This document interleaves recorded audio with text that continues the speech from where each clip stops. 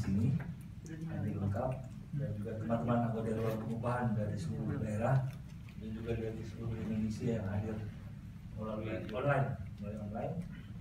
Yang pertama, terima kasih untuk rekan-rekan pers yang hadir dari tadi sudah menunggu dan menunggu pernyataan resmi dari DPP KSPSI. Yang pertama dapat saya sampaikan, kami Dewan Pimpinan Pusat Konfederasi Serikat Pekerja seluruh Indonesia yang merupakan konfederasi buruh terbesar di Indonesia berdasarkan verifikasi faktual dari Kemenaker, kami terbesar saat ini di Indonesia menyatakan sikap. Yang pertama, sebelum itu saya mengenalkan sebelah kanan saya Pak Wakil Presiden KSPSI Pak Abdullah, Video Ketua PPKM, sebelah kiri saya Pak Sekjen, sebelah kiri saya Pak Nurdin tinggal di meja, Pak Wakil Presiden, ada Pak Mansur dan seluruh teman-teman DPP. Kita menolak keras kenaikan upah 1,09%.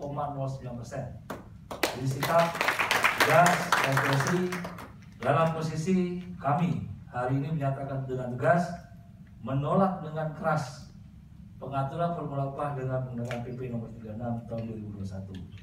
Jadi sikap KSPSI. Pada saat ini mulai dari minggu dan 2 minggu yang lalu saya sebagai Presiden Konfederasi mengambil langkah komunikasi dengan beberapa petinggi negara. Jadi saya ulang lagi, saya mengambil langkah komunikasi untuk berkomunikasi dengan intens dengan beberapa petinggi negara dalam kebijakan upah. Dan sikap KSPSI saya sudah sampaikan ke beberapa petinggi negara tersebut, kami dengan tegas menolak formula upah yang diatur dengan PP nomor 36.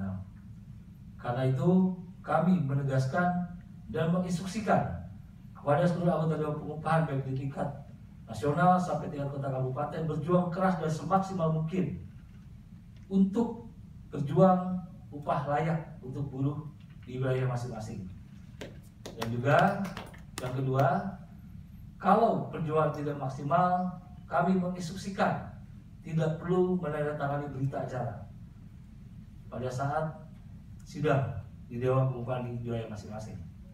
Langkah berikutnya, kami juga meminta kepada seluruh elemen SPSI dari mulai tingkat nasional, provinsi sampai tingkat kota kabupaten yang melakukan aksi unjuk rasa, kami menginstruksikan dapat dilakukan dengan damai, menaati aturan hukum, dan yang berikutnya adalah prokes harus tetap dijaga. Kita memperjuangkan sesuatu tapi kita tetap memegang teguh prokes. Yang terakhir, saya sebagai Presiden SPSI bersama seluruh pimpinan DPP KSPSI dari tingkat pusat sampai tingkat PUK unit kerja mengajak pemerintah dalam waktu yang tinggal beberapa hari lagi untuk duduk bersama merundingkan formula upah yang berkeadilan untuk semua pihak. Dan kami dalam posisi siap. Saya juga tadi 1 jam yang lalu menyampaikan kepada seorang petinggi negara bahwa kami siap untuk berunding dengan formula upah yang berkeadilan, yang memberi rasa keadilan untuk buruh dan juga untuk teman-teman pengusaha. Kita duduk bersama-sama menyampaikan argumentasi yang tepat bagaimana kita mencapai titik temu yang terbaik dalam masalah politik upah itu sendiri. Setelah itu saya akan minta Pak Sekjen menyampaikan, setelah itu Pak Abdullah ada sepatah dua kata-kata untuk hal ini. Silakan Pak Sekjen. Sudah dibuat beberapa hari yang lalu, saya ingin sampaikan juga pada kesempatan ini, tadi sudah sedikit disampaikan oleh Presiden bahwa saya akan baca agak secara resmi saja ya, supaya kelihatan latar belakangnya. Dengan ini disampaikan kepada DPD dan DPC bahwa perundingan kenaikan upah minimum provinsi kabupaten sedang berlangsung.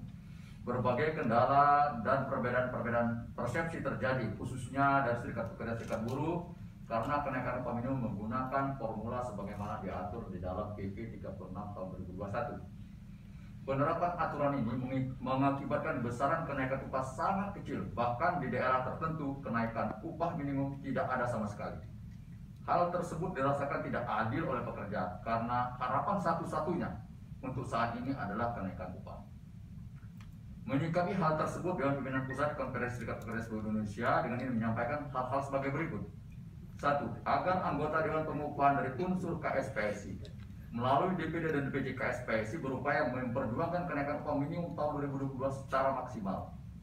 Perangkat organisasi DPD dan DPC KSPSI mengawal perundingan dan memberikan arahan kepada anggota Dewan Pengupahan dari unsur KSPSI untuk mencapai hasil yang terbaik.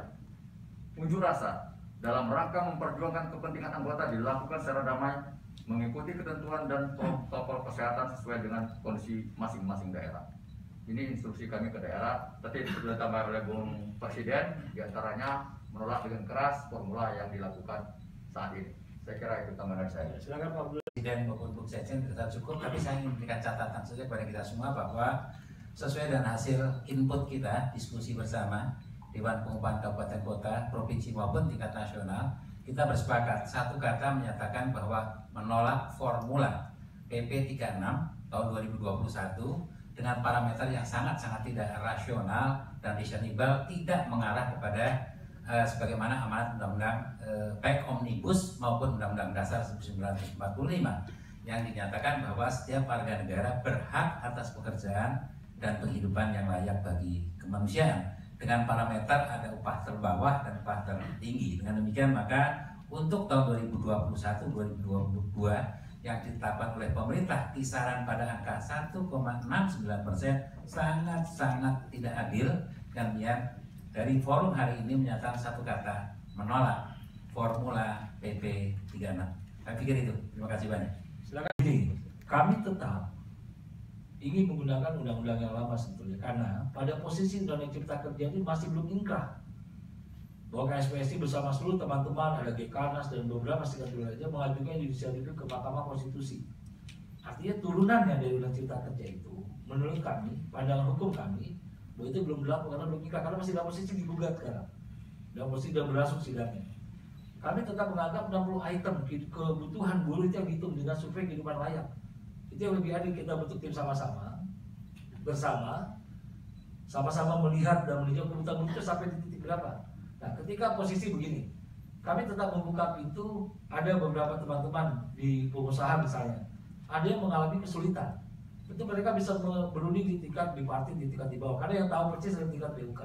Tapi banyak juga kita tidak bisa nafikan bahwa banyak industri yang sangat maju saat ini. Tidak mungkin kenaikan yang sangat luar biasa, ini kenaikan terkecil sepanjang sejarah, 1,09%. Artinya DKI itu naik 50.000 per bulan, hanya 50.000. Berapa persen kenaikan itu? Karena itulah, kalau kita berhitung, adu otot, adu urat. Seperti misalnya ada yang berteriak 10%, ada yang berteriak 5-7%, ada yang berteriak tadi siang 4%. Kami mengajak dengan waktu yang sangat sempit, pemerintah dengan waktu segera, bersama Apindo, bersama Kadin, kita duduk bersama dengan menyampaikan adu argumentasi masing-masing, punya dasar alasan yang sama-sama kuat. Di mana, di titik mana yang harus kita sampaikan. Karena tapi kami dengan tegas, formula kenaikan PP nomor 36 itu tidak adil buat buruh. Itu tegas sikap SPSI. Buat kami tidak adil, karena beberapa provinsi sudah jelas tidak bisa naik dalam posisi ini. DKI naik tapi hanya 1,9%, dan juga ada pernyataan Gubernur DKI yang saya khawatir ada diambil rata oleh semua pimpinan daerah. Satu, DKI akan mengurangi kebutuhan buruh, keperluan buruh, misalnya transportasi. Nah, kalau hitungannya seperti itu, semuanya tidak ada. Itu sudah diucapkan janji-janji udah beberapa waktu yang lalu habis semua pimpinan daerah. Oh, kami bantu nanti transportasinya lebih murah, kami bantu sembako murah. Kenyataan lapangan kan belum ada, belum terbukti. Nah, artinya kami tetap mempunyai sikap dengan tegas.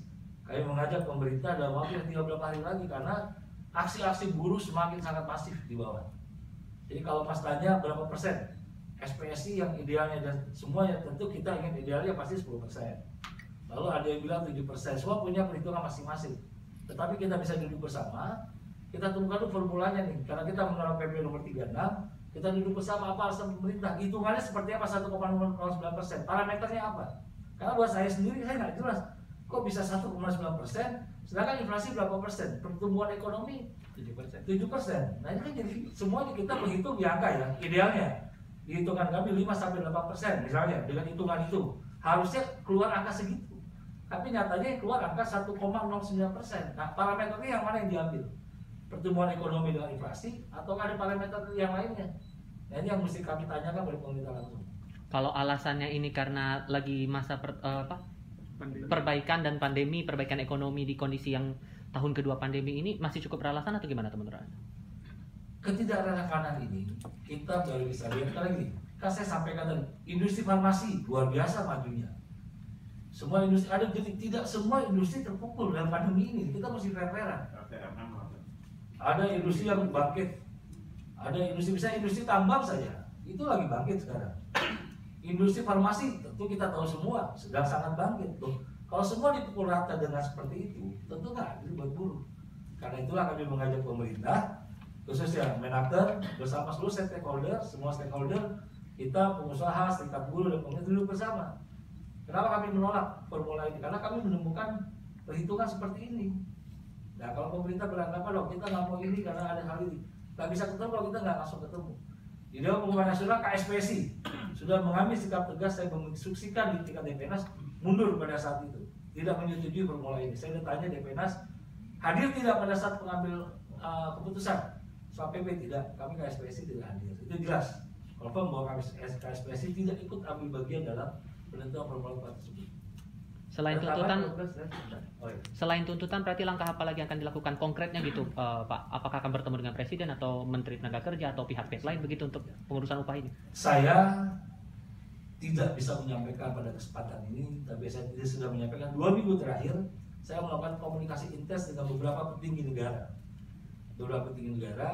untuk bagaimana menyampaikan keluh kesah dan harapan buruh. Seperti apa harapannya? Seperti yang saya inginkan, satu, kita duduk bersama. Karena kalau kita saling kan menghitungnya, cara menghitung parameter ini nggak jelas.